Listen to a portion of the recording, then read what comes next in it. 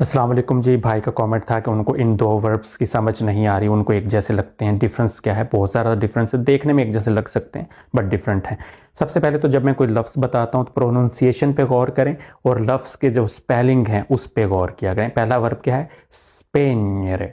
स्पेनियरे, to switch off, to turn off, बंद करना, बुझाना। io spengo, मैं बुझाता हूँ। I switch off. io spengo la luce, मैं लाइट बंद करता हूँ या लाइट बुझाता हूँ।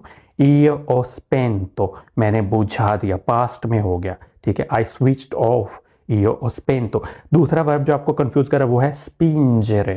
स्पेलिंग पे देखिए और प्रोनाउंसिएशन को गौर कीजिए। spingere, धकेलना, पुश करना।